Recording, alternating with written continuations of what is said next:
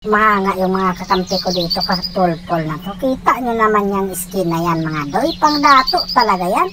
Oh, nagsiga-siga pagid in taon. Kaya sa sobrang mangha ng gautot dito, mangayo daw siya skin kay Pulpol. Sus Mariusip kamandoy, hindi mo alam kung ano yung mga pinagdadaanan ni Pulpol yan bago makabili ng skin na yan. Yung pangbayad ng kuryente, yung talaga yung binili niyan. Di bali na lang daw yung taong maputulan basta mabili yung tao niya yung skin na yan. Tapos ngayon mangayo ka sa kanya. Sus Mariusip, malingkamot ka sa sarili mo. Yung ayodang binibigay ng gobyerno ngayon, ibili mo dyan. Sus Mariusip, nagpapaliwanag pa lang ako. Magpakalit man di ay. Dito agawan sa pagong, kaya inuna ko na talaga yung may magandang skin si Pulpol. Kaso ang bilis mga respo din ng ambulansya nila. Gusto pa yung tao nila akong mahit-andran. Hindi naman ako bumuot pagkaganyan mga doy. Kailangan lang din talaga nating gamitan ng backyard yan. Inya kay si Maylisa kay gamay na lang kahimtang. Isang bunal ko na lang.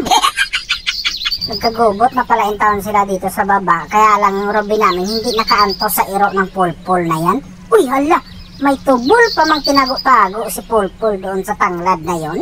Tapos yung dito, may iro. Akala ko nga kay Pulpol. Sus Mariusip kay Lucas man di ay ni. Di matabang yan. Kaya backyard tayo pagkaganyan mga doy. Hindi natin ipilit-pilit yung mga bagay-bagay na hindi naman bagay kay magdugoon niya.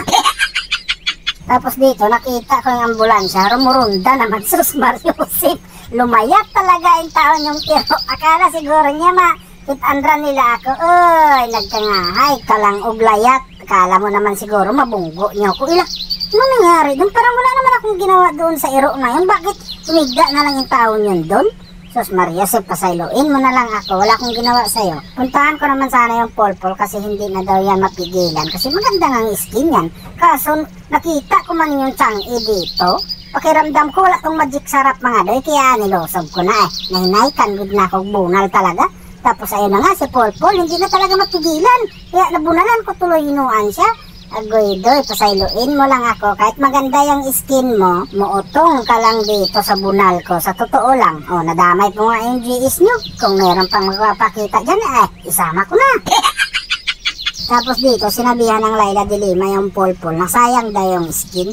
Uy, nainggit man di ay yung Laila namin. Huwag kang ganyan, doy. Sus Mariusip ka naman. Kung nainggit ka, edi ibaligya yung manok mo. Tapos bumili ka ng ganyang skin. Matindi na nga pinagdadaanan ng Pulpol na yan para makabili lang. Tapos ingon anaon mo. Malakas naman talaga yung Pulpol na yan kasi maganda nga skin yan Kaso yung mga kakampi niya kasi parang kalaban din niya. Sa amin kumakampi kasi binibigay lang nila yung mga kahintang nila sa amin. Hindi yan kasalanan ni Pulpol dyan. Kasalanan yan sa dark system na yan.